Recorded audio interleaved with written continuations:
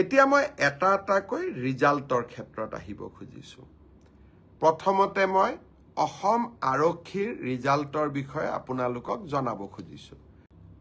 আমাৰ এটা ডাঙৰ পৰীক্ষা হৈছিল, সেইটো হ'ল constable UB, constable AB, constable communication আৰু sub officer fire and emergency service. কনষ্টেবলৰ UBত পোষ্ট আছিল 1760টা, কনষ্টেবল ABত পোষ্ট আছিল 2301টা, কনষ্টেবল কমিউনিকেশ্যনত পোষ্ট আছিল 466টা আৰু সাব অফিচাৰ ফায়াৰ ছাৰ্ভিচত পোষ্ট আছিল মাত্ৰ এটা। এই গোটেই পৰীক্ষাটোৰ ইতিমধ্যে PST আৰু PET কমপ্লিট হ'ল। এই পৰীক্ষাটোৰ যিসকলে PST PETত কোন পাছ কৰিলে, ইয়াৰে ৰিজাল্ট অসম আৰক্ষীয়ে 12 মাৰ্চ তাৰিখে ঘোষণা কৰিব। অৰ্থাৎ কনষ্টেবল UB ABৰ পৰীক্ষাৰ প্ৰথম ৰিজাল্ট 12 মাৰ্চ তাৰিখে প্ৰকাশিত হ'ব। ইয়াৰ পিছত আপোনালোকে নিজেও জানে যে এটা লিখিত পৰীক্ষাত আমি অৱতীৰ্ণ হ'ব লাগিব আৰু এই লিখিত পৰীক্ষাটিৰ বাবে যিসকলে কাট অফ মাৰ্ক পাবলৈ সক্ষম হ'ব, তেওঁলোকে এডমিট কাৰ্ড 17 মাৰ্চৰ পৰা ডাউনলোড কৰিব পাৰিব আৰু ফাইনেলি AB UBৰ ৰিটেন টেষ্ট 23 মাৰ্চত অনুষ্ঠিত হ'ব। সাব ইন্সপেক্টৰ আমাৰ UB, AB, কমিউনিকেশ্যন এই তিনিটা ক্ষেত্ৰত অসম আৰক্ষীয়ে সাব ইন্সপেক্টৰ পোষ্টৰ পৰীক্ষা পাতিছিল। ইয়াত পদ আছিল 203টা।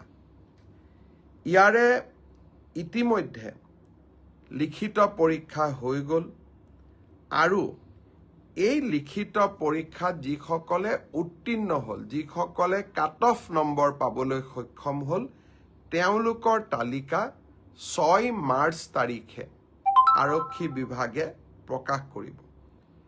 6 মাৰ্চ তাৰিখে লিখিত পৰীক্ষাৰ ৰিজাল্ট হোৱাৰ লগে লগে PST আৰু PET আৰম্ভ হ'ব আৰু PST আৰু PETৰ এডমিট কাৰ্ড আপোনালোকে 9 মাৰ্চত ডাউনলোড কৰিব পাৰিব আৰু PST আৰু PET 17 মাৰ্চৰ পৰা আৰম্ভ হ'ব।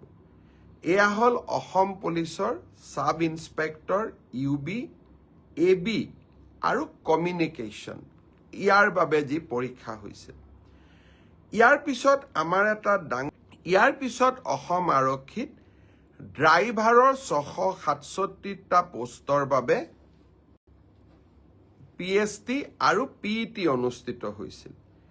এই ড্ৰাইভাৰৰো PST PETৰ পৰীক্ষাৰ ৰিজাল্ট অহা পৰহি দিনাখন অৰ্থাৎ 4 মাৰ্চ তাৰিখে অসম আৰক্ষীয়ে ঘোষণা কৰিব। ইয়াৰ পিছত স্বাভাৱিকভাৱে ড্ৰাইভিং টেষ্ট হ'ব আৰু ড্ৰাইভিং টেষ্টৰ পৰীক্ষাৰ বাবে এডমিট কাৰ্ডো 4 তাৰিখৰ পৰা লাভ কৰিব পাৰিব আৰু written test, driving test written পিছত হ'ব, প্ৰথমতে ড্ৰাইভিং হ'ব। ড্ৰাইভিং টেষ্ট 10 মাৰ্চত পৰা অনুষ্ঠিত হ'ব। অৰ্থাৎ 4 তাৰিখে PST PET ৰিজাল্ট দিব, এডমিট কাৰ্ডো 4 তাৰিখে দিব আৰু 10 মাৰ্চৰ পৰা ড্ৰাইভিং টেষ্ট হ'ব আৰু ফাইনেলি ইয়াৰ পিছত এটা লিখিত পৰীক্ষাটো আমি এপিয়াৰ কৰিব লাগিব। এতিয়া মই আহিছোঁ কনষ্টেবল AB CDO অৰ্থাৎ কামাণ্ডো বেটেলিয়ন এই ক্ষেত্ৰত। ইয়াত পোষ্ট খুব কম আছিল, মাত্ৰ 164টা পোষ্ট আছিল 164, কাৰণ কামাণ্ডো বেটেলিয়নবিলাক নতুন বেটেলিয়ন। ইয়াত ভেকেঞ্চি অহাৰ এতিয়া প্ৰশ্নটো বহুত কম। কামাণ্ডো বেটেলিয়নৰ ৰিজাল্ট আমি আমাৰ কাট অফ মাৰ্কছ যিটো PST আৰু PETৰ যিটো কাট অফ মাৰ্ক, তাক আমি 27 মাৰ্চ তাৰিখে ঘোষণা কৰিম।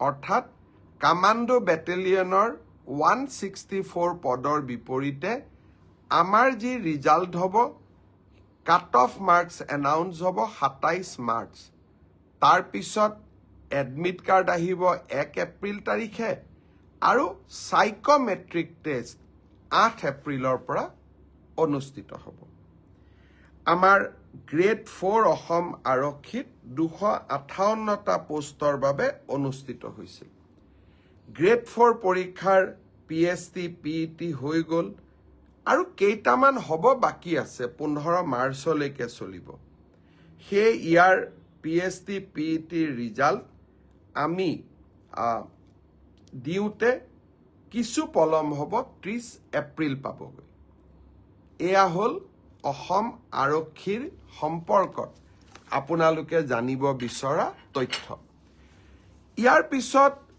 বহুত ল'ৰা ছোৱালীয়ে মোক সুধি আছে যে ADRE ৰিজাল্ট কেতিয়া দিব ADRE ৰিজাল্ট 7 মাৰ্চ শুক্ৰবাৰে আমাৰ গ্ৰেড 3 আৰু গ্ৰেড 4ৰ যি আমাৰ ৰিক্ৰুটমেণ্ট কমিশ্যন আছে তেওঁলোকে ঘোষণা কৰিব যিমান কেইটা পদ আছে তাৰ বিপৰীতে দুজনকৈ ল'ৰা ছোৱালীক এই পৰীক্ষাত উত্তীৰ্ণ হ'ব আৰু তেওঁলোকৰ মাজত পৰৱৰ্তী সময়ত ৰিটেন টেষ্ট অৰেল অনুষ্ঠিত হ'ব অৰ্থাৎ লিখিত পৰীক্ষাৰ ৰিজাল্ট